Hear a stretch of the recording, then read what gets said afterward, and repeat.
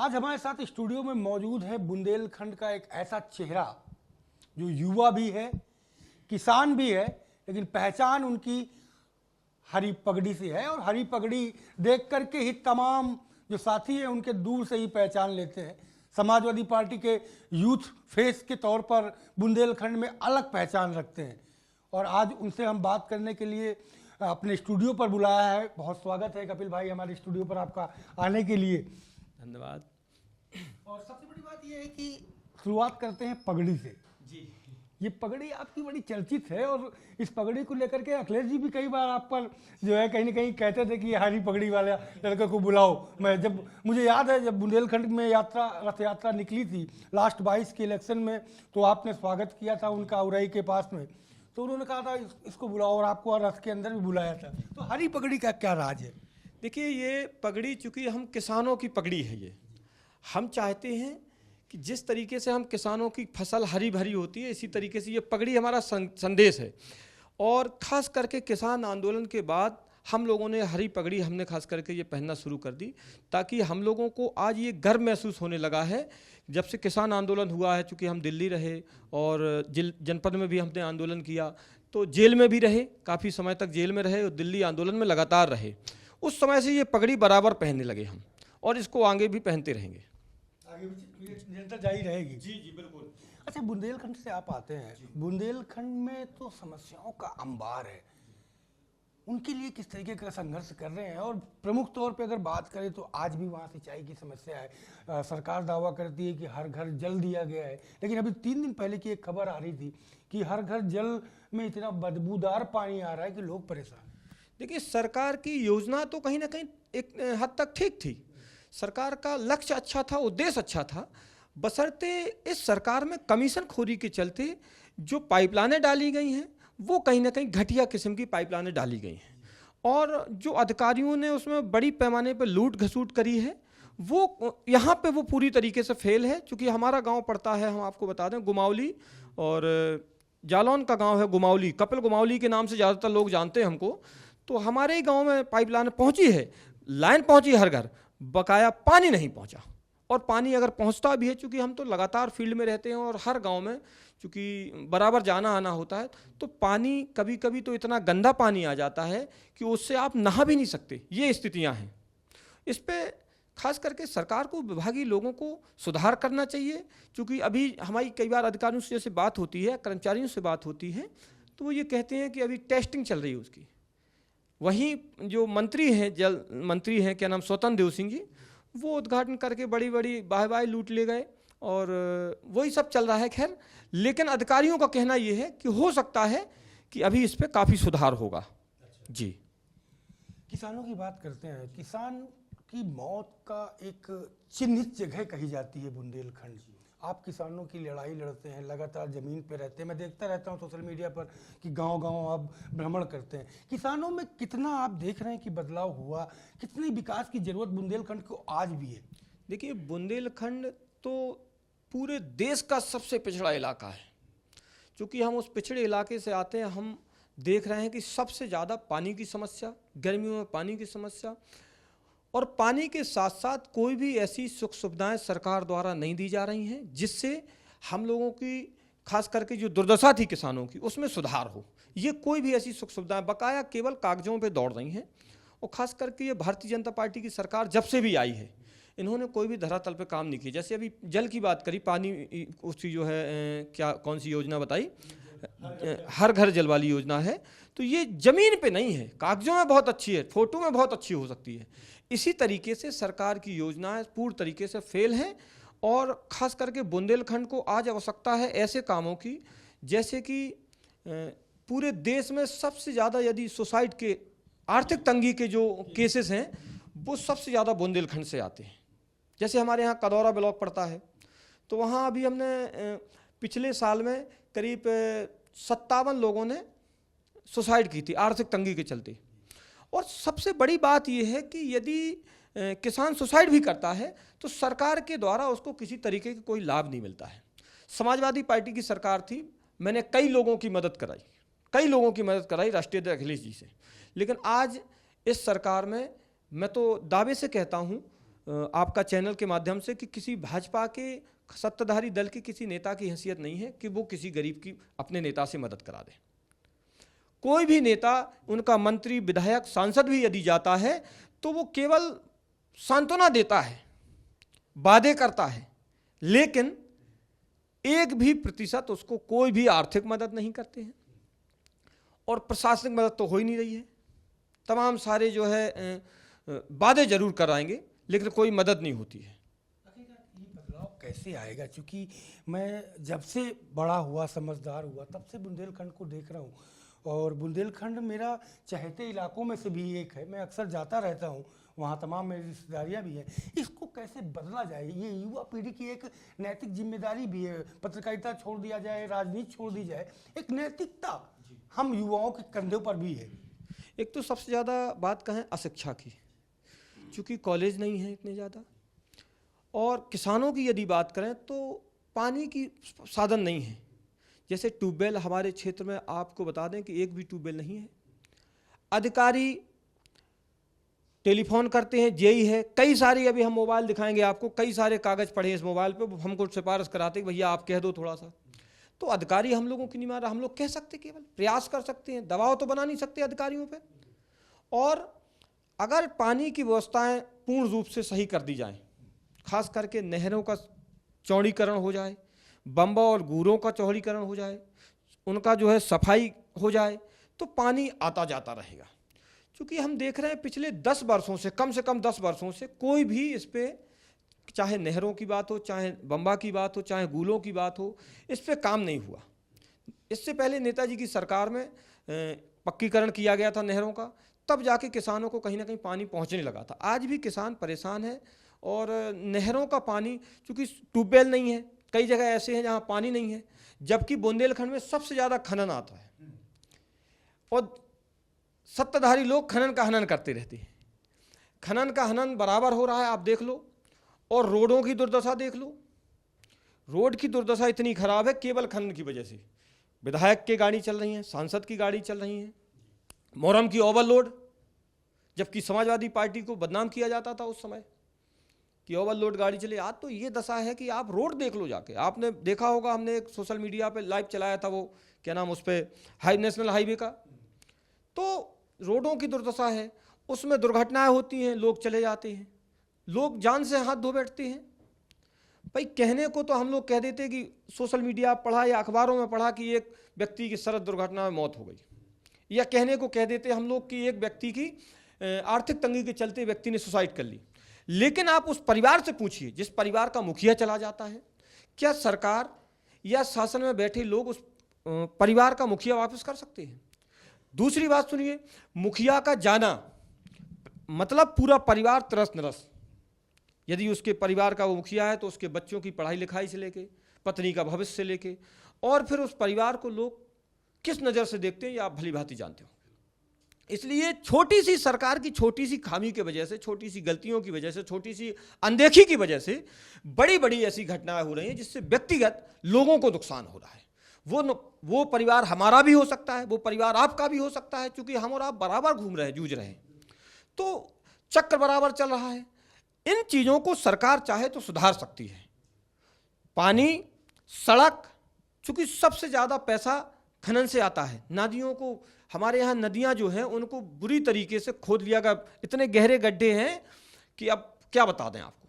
क्योंकि हम लोग जाते हैं तो तकलीफ होती है, तो इसी पे यदि कहीं ना कहीं सुधार कर दें सरकार तो ज़्यादा बेटर होगा। अच्छा, बुंदेलखंड तालाबों के माध्यम से सिंचाई के लिए जाना जाता था, ये सरकार तालाबों पर भी जोर देती है, क्या तालाब की दुर्दशाएं बदली है वहाँ पर? देखिए, ये तो एक मुहावरा है उनका, बकाया बदला कुछ भी नहीं है। जोर केवल कागजों में देते हैं, हवाई देते हैं, मीडिया पे देते हैं, हम ये कर देंगे, हम वो कर देंगे। लेकिन हमारी नज़र में हम 36 गांव की राजनीति करते, जैसे खास करके जनपद की करते, लेकिन 36 गांव में हम बराबर, हमारा 10 साल से हर व्यक्ति के सुख दुख में रहते हैं। सारे गांव के तालाब हमने देखे हैं, एक भी गांव में एक भी तालाब ना तो सफाई हुई है ना सुंदरीकरण हुआ है, एक भी तालाब का। इससे ज़्यादा क्या हो सकता है?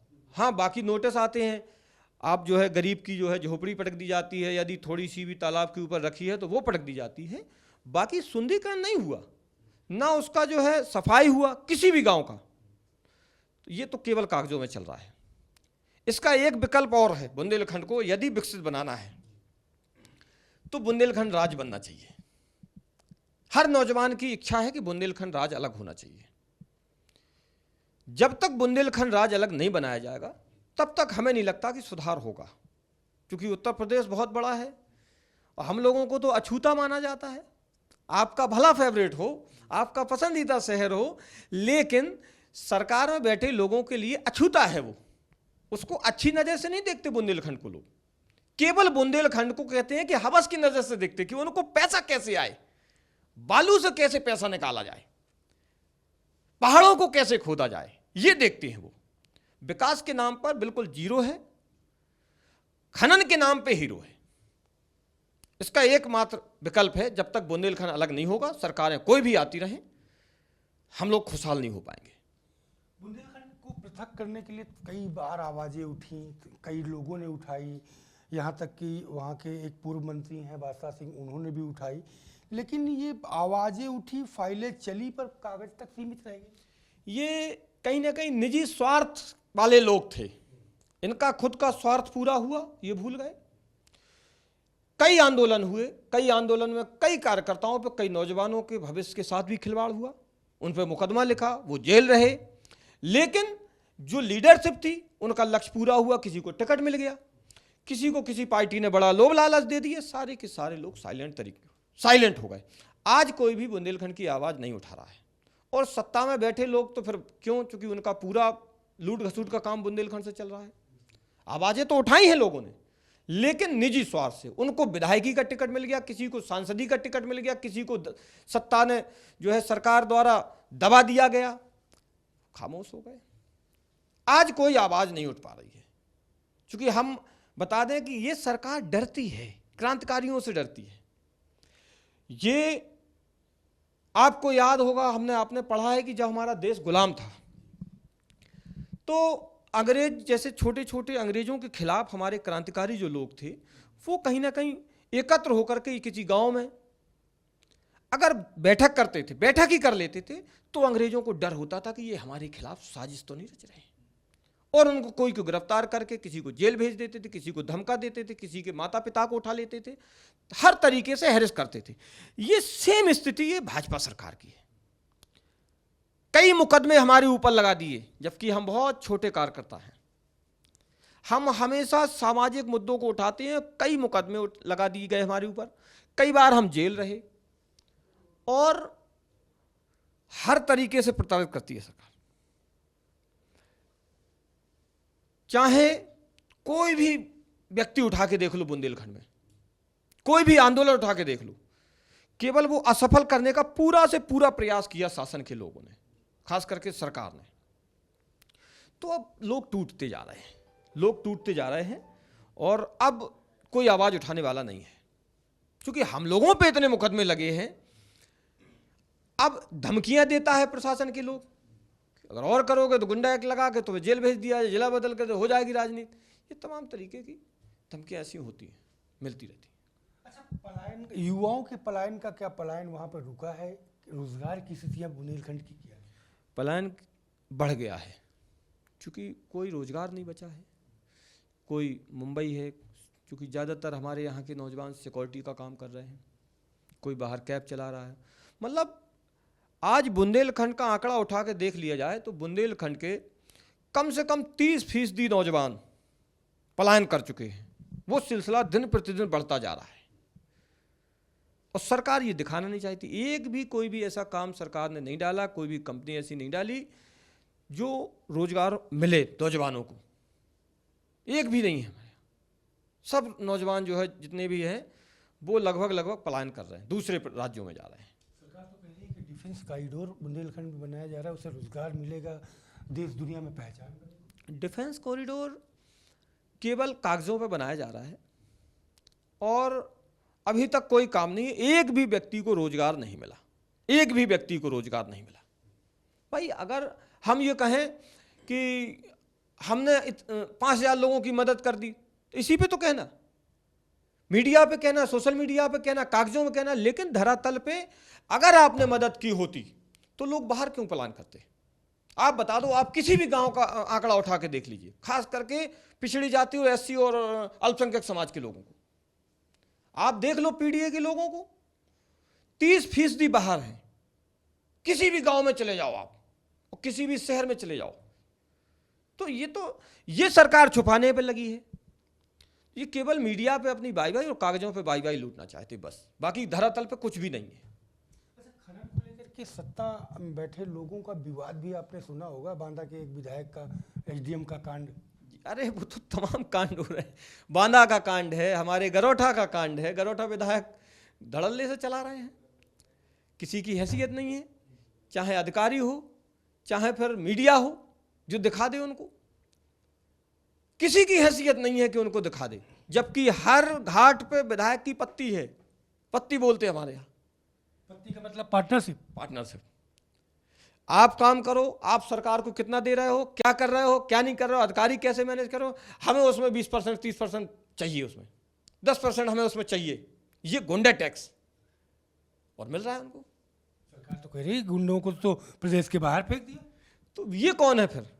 अगर सरकार कह रही है, ठीक है, सरकार बात कर रही है, तो ये कौन है जो गुंडाई कर रहे हैं? आप गरोठा उठा लीजिए, गरोठा विधायक को देख लीजिए। हम बुंदेलखंड के हैं तो हम बुंदेलखंड की बात करेंगे, पूरे प्रदेश की बात नहीं करेंगे हम। ये केवल दबे कुचले तबके के नौजवान जो आवाज़ उठाते हैं, आवाज़ उठाना जानते हैं, हक मांगना जानते हैं, ये उनके लिए है। उनको गुंडा बनाना चाहती, उनको गुंडा समझ करके, उनको गुंडा बता करके उनकी हत्याएं कर रही है सरकार। बाकी जो धरातल के जो भी गुंडे हैं वो संरक्षण में है सरकार के। अब हम नाम नहीं लेना चाहते। जितने भी गुंडे हैं सारे के सारे भारतीय जनता पार्टी के संरक्षण में हैं। जो साफ छवि के हैं, देश के लिए, प्रदेश के लिए, समाज के लिए, अपने लोगों के लिए कुछ करना चाहते हैं, यह सरकार उनको गुंडा मानती है। यह सरकार उन्हीं पर अत्याचार करेगी।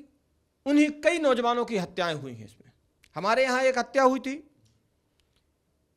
वो अपनी गाड़ी चलाता था, पुष्पेंद्र यादव नाम था, वो अपनी ट्रक चलाते थे। इंस्पेक्टर ने कहा, चौहान ने, कि वो धर्मेंद्र सिंह चौहान इंस्पेक्टर थे, उन्होंने कहा कि वो वसूली चाहिए। उन्होंने कहा कि साहब काय की वसूली, हम तो नंबर 1 पे चला रहे हैं। बहसाबाजी हो गई, थोड़ी सी कहा सुनी आ गई, उसने उठा के गोली मार दी, हत्या कर दी। तब बाबा जी का बुलडोजर कहां था? भाई, एक व्यापारी को आप गुंडा बता करके उसको गोली मार दी जाती है, उसको बताते हैं कि मुठभेड़ में एनकाउंटर हो गया। ये कहां का न्याय है? ये तो किसी जाति विशेष को आप संरक्षण दे रहे हैं। हम तब मानते हैं आपके गुंडों के खिलाफ हैं जब आप उस इंस्पेक्टर के खिलाफ कोई कार्रवाई करते। दूसरा सुनिए, उसका हत्या हुआ, हत्या के बाद उसकी पत्नी ने सुसाइड कर ली जब उसको न्याय नहीं मिला। ये कितनी बड़ी घटना है। क्योंकि सुसाइड लोग कब करते हैं? जब पूरे तरीके से बर्बाद या तो हो जाते हैं या उनको लगता है कि हमारा भला नहीं होने वाला है सरकार। और सरकार उनके परिजनों को परेशान करती थी, केस वापस ले लो, ये कर लो। तो उसने, पत्नी ने सुसाइड कर ली, उसका भाई फौज में है, रोता रहा, गिड़गिड़ाता रहा, वो, उसको 1% कोई न्याय नहीं मिला। देश के तमाम नेता आए, उसको बता दिया गुंडा है। ऐसे लोगों को गुंडा बता रही सरकार। प्राइमरी स्कूल पूरे प्रदेश में बंद हो रहे हैं। बुंदेलखंड की बात करें तो कितने ऐसे बंद हुए होंगे और क्या स्थितियां बनी है? देखिए, वो तो पूरे प्रदेश का मामला है, और खास करके बुंदेलखंड, मैंने फिर कहा कि बुंदेलखंड सबसे पिछड़ा है, तो सबसे ज़्यादा दिक्कत बुंदेलखंड के लोगों को होगी। क्योंकि जो गरीब है वो कैसे 2 किलोमीटर या 4 किलोमीटर जाएगा? क्योंकि हमें मजदूरी पे जाना है, हमारे बच्चे हैं तो वो चले जाते थे, पति पत्नी दोनों मजदूरी पे जा रहे हैं, बच्चा अपने स्कूल चला जाता गांव के गांव। अब उसको कौन स्कूल लेके जाएगा? ये सरकार की इच्छा है कि लोग अनपढ़ रहें। सरकार की मंशा है कि अशिक्षित रहेंगे तभी हमारी जिंदाबाद और अंधभक्ति भी होगी, तभी ये हमारे गलत कामों को भी सही बताएंगे ये। क्योंकि जब पढ़ेंगे नहीं तो कैसे? ये सबसे ज्यादा इसका फर्क बुंदेलखंड में पड़ा है। फर्क तो पूरे प्रदेश में पड़ा है, लेकिन सबसे ज्यादा कहां पड़ेगा? जो इलाका पिछड़ा होता है, जो जहां पर गरीब ज्यादा होते हैं, वहां ये फर्क ज्यादा पड़ता है। इससे बहुत ज्यादा नुकसान हो रहा है, और खास करके आने वाले समय में अशिक्षा फैलेगी। एक अंतिम सवाल मेरा कि राष्ट्रीय अध्यक्ष जी आपके ऐलान किया है कि पीडीए समाज के लोगों को आप लोग पढ़ाएंगे, उनके कार्यकर्ता पीडीए पाठशाला लगाएंगे, क्या तैयारी है?